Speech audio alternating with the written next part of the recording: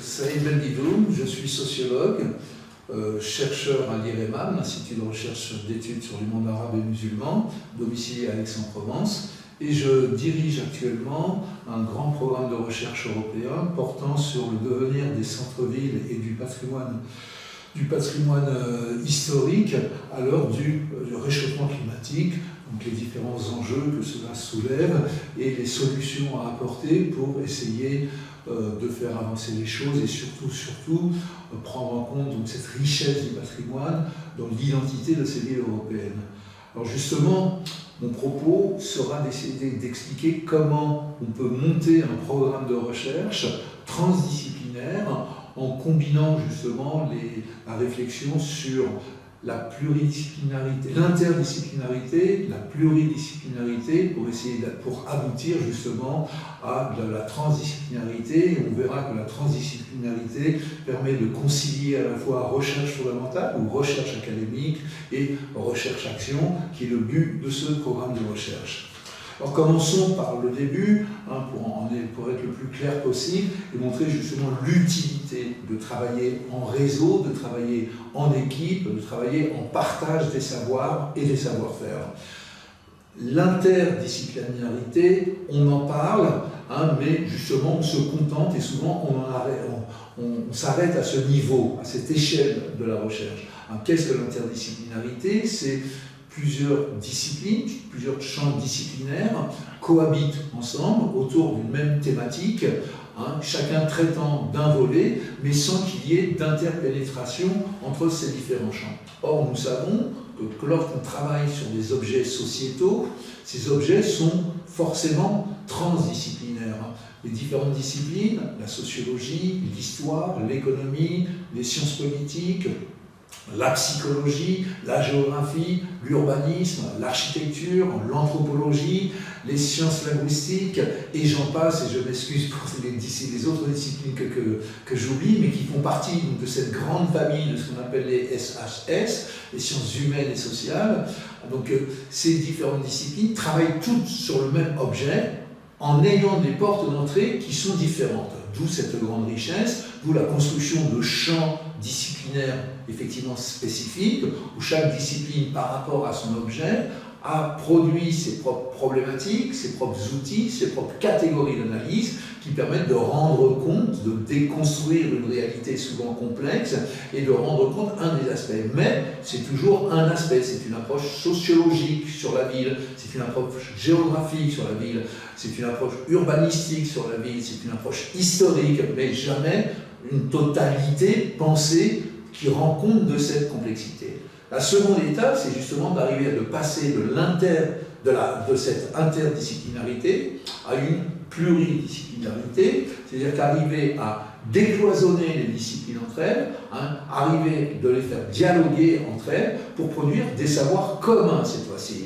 On n'est plus dans un éventail, un panorama, un large panorama sur un objet sociétal, la ville par exemple, ou la question de la jeunesse, où chaque discipline va dire voilà le regard du sociologue sur la ville, ou le regard du sociologue sur la jeunesse, le regard du psychologue, le regard du géographe, le regard du politiste, le regard de l'historien. Cette fois-ci, il s'agit d'un regard pluridisciplinaire qui permet de traiter des différents volets de manière conjointe, de manière partagée. Et c'est justement cette interdisciplinarité qui permet d'aboutir à la phase finale, qui est la transdisciplinarité, c'est-à-dire de penser des savoirs réellement nouveaux, sortir des champs traditionnels, classiques, pour passer à cette production de savoir co-construit par différents champs disciplinaires. C'est ce qu'on a essayé de faire pour répondre à un grand programme européen qui a été posé, qui a trait au changement climatique et son effet et son impact sur les villes. Alors vous voyez, on est là dans un objet transversal qui sollicite tout un tas de disciplines.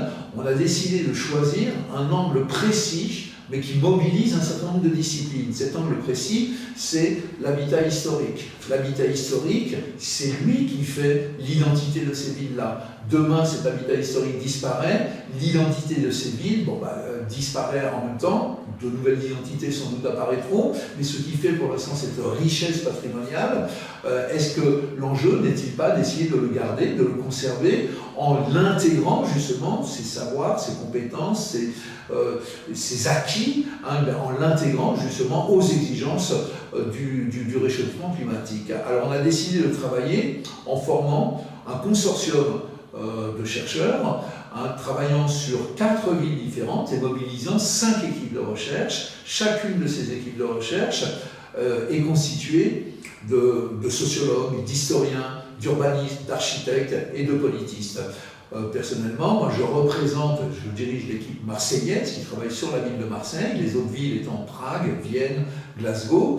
La 5e équipe étant une équipe zurichoise qui, elle, essaiera de superviser notre travail pour proposer in fine, hein, donc le livrable définitif de ce programme de recherche sera une boîte à outils qui sera proposée aux différentes villes européennes pour apporter des solutions à l'intégration de ce parc historique aux enjeux du développement climatique. Alors nous avons su travailler en équipe, chacun s'acceptant en tant que tel, chacun apportant son savoir disciplinaire, mais en acceptant que ce savoir disciplinaire soit enrichi par le savoir disciplinaire des autres. Alors, ce programme de 3 ans est réparti sur 5 grands axes de recherche. Chaque axe de recherche est piloté et coordonné par une des équipes membres de ce consortium.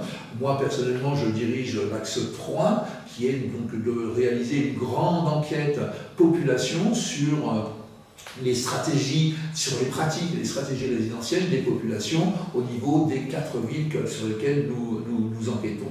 Alors, les 3 premiers axes, de manière générale, ont recours à la recherche classique. Le premier axe porte sur les politiques publiques ayant trait à ces questions-là et leur impact sur les villes. Le deuxième axe a trait à l'analyse de la structure de la propriété foncière, les dynamiques de marché et leur impact sur le devenir des centres-villes, la pression étant très très forte. Un des risques que je n'ai pas souligné au préalable sur le devenir des centres-villes, c'est le risque d'une gentrification climatique qui ferait partir les couches populaires de ces centres-villes et qui seraient remplacées par ceux qui ont les moyens économiques de pouvoir réaliser les adaptations nécessaires. Donc c'est quelque chose qui est très très important. Ces dynamiques immobilières et ces dynamiques du marché foncier et locatif, il s'agit de bien comprendre. Le troisième axe, c'est celui donc que je dirige, cette grande enquête sur des échantillons représentatifs de la population, sur les populations, leurs pratiques résidentielles, leurs stratégies résidentielles. Sur cette base-là, nous aboutissons à la création de groupes de discussion, de focus group. C'est là que nous commençons à faire de la réelle transdisciplinarité. Ces focus group doivent associer les différents acteurs de la ville, les acteurs institutionnels, mais surtout les habitants dans la co-construction de cette boîte à outils qui sera notre dernier axe. Donc, quels sont les moyens à mettre en œuvre pour arriver à réhabiliter ce parc historique et à l'intégrer dans la ville de demain, c'est-à-dire la ville résiliente, la ville capable de supporter le choc du réchauffement climatique. C'est un programme de recherche qui concilie donc justement cette recherche fondamentale, on l'a vu avec ces 3 grands axes, qui sont des axes classiques, mais qui est de la recherche appliquée aussi, la recherche-action, puisque les 2 derniers axes permettront d'aboutir à des livrables qui intéressent la société. Nous réconcilions, nous cherchons à travailler, à être utiles. La recherche utile, ce n'est pas de la recherche au service uniquement de décideurs qui instrumentalisent la recherche. Au contraire, c'est nous qui avons imposé ces actes de recherche, obtenu les financements nécessaires, de manière à pouvoir être des chercheurs utiles à la société dans son ensemble, pour une ville à la fois résiliente et inclusive. Encore une fois, le grand danger du réchauffement climatique sur les centres-villes, c'est qu'il aboutisse à des rénovations urbaines transformant radicalement ces centres-villes et permettant et créant de nouvelles distributions socio-spatiales, des ségrégations socio-spatiales qu'il nous faudra éviter à tout prix. La ville résiliente, c'est forcément une ville inclusive et c'est ce projet-là qu'on a réussi à faire passer et sur lequel on agit et qui mobilise donc nos équipes de recherche.